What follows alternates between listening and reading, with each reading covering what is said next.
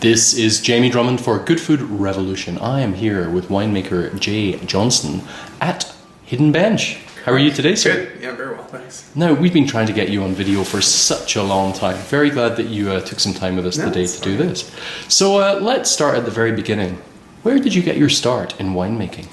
So I went to Niagara College as a third career, trying to shift careers from the software industry in Toronto back in 2003, and didn't even know about Niagara, knew nothing about it, and we were in Toronto at the time and started researching schools. I actually looked at a school in Stellenbosch, and before I actually found Niagara College and or Brock, and having done a 4-year undergrad, I decided to do the college program, that hands-on trade, more technical side, as opposed to the academic enology side of winemaking. So I went to Niagara College for 2 years, and during that time I worked at Cave Spring Cellars in retail, I worked at Stratus in retail, and then got a job in the vineyards for what was then Vincor, and happened to get a job working in the Clos Jourdain vineyards back in 2004. Yeah. And that's how I met Thomas Batchelder. And from there, I just, the only place I wanted to work at the time was at Clos Jourdain because of the Pinot and Chardonnay focus. And then how did you find yourself at Hidden Bench? So I've called myself probably one of the more promiscuous winemakers in the region. I've worked at a number. You have that reputation. I've worked at a number of places. And so in 2009, I had finished up working for Trias Hillbrand Andrew Peller, and there was an opening to come to Hidden Bench in August of 2009, and it worked out well with the timing of my leaving Peller, and so I jumped on board here at Hidden Bench to work with Harold, and at the time Jean-Martin and Bouchard. Yes. And as the associate winemaker. So I'd done 3 years as a junior winemaker for Andrew Peller, and then shifted over here, and I spent 2.5 years here, 3 harvests. And yeah, it was a very, to me it was a true domain style winery where, we own the vineyards, we farm the vineyards are right here at the doorstep, and it was a unique experience for me, that true estate winery. And then you moved on. Yeah, there was an opportunity to make Pinot and Chardonnay in the county, and so I kind of felt I was at the point in my career where I wanted to be the person making the winemaking decisions. Yes, And so I left Hidden Bench and went to Kente for a period of time. And at the time I was commuting, and it was a difficult commute, so I only lasted there about 7 months. That is how long's that commute? 3.5 hours. Yeah, that would hurt. Yes, yeah. So, but I didn't. How long were you at Kente for? I was there from November 2011 through to June 2012. Okay. Yeah. And then something had opened up at the time at up the road, actually, from Hidden Bench, at Organized Crime.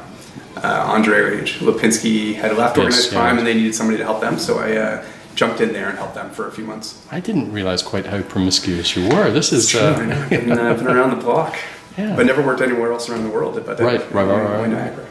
And then from Organized Crime. So when I left the county, a long story. I didn't expect. It's a very incestuous business, the wine business. When I left the county, Ross Wise took the position at Kente. Yep. And that opened up the position at Flat Rock Cellars.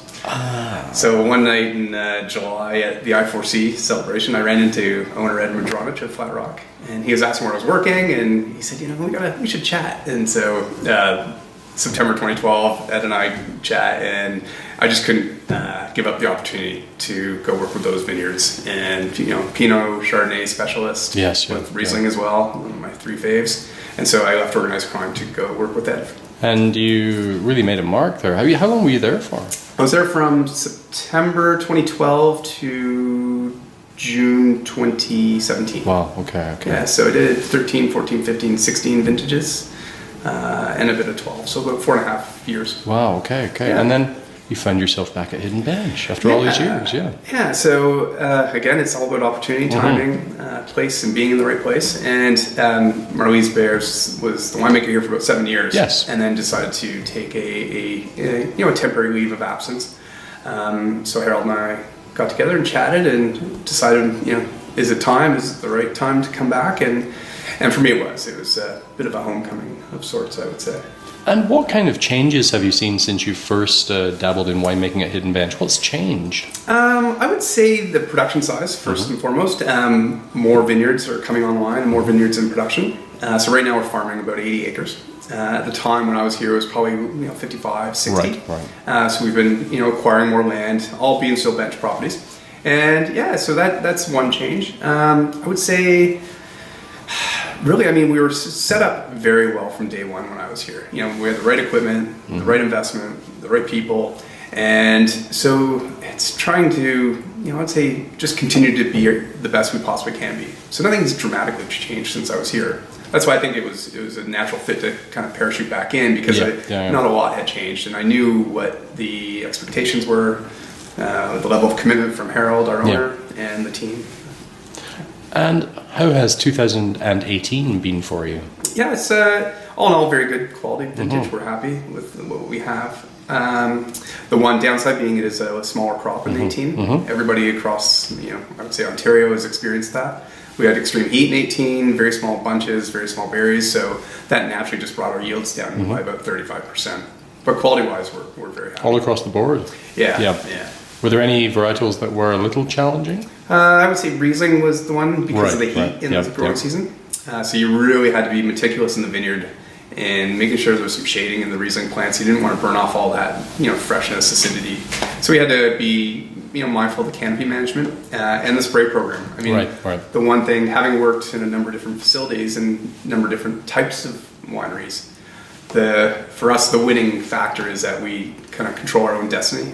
We farm our own vineyards. We don't buy in fruit from anybody, and we kind of dictate when we're going to apply our sprays and when we're going to harvest. So we have the control to make the best wines. And at this time of year, we're at the tail end of January, coming into February. What is going on at Hidden Bench? Yeah, it's been a bit quiet in January. It's really, we're kind of in that health and maintenance period where, checking on the wines. We still have fermentations going with our Chardonnays, Sauvignon Blancs.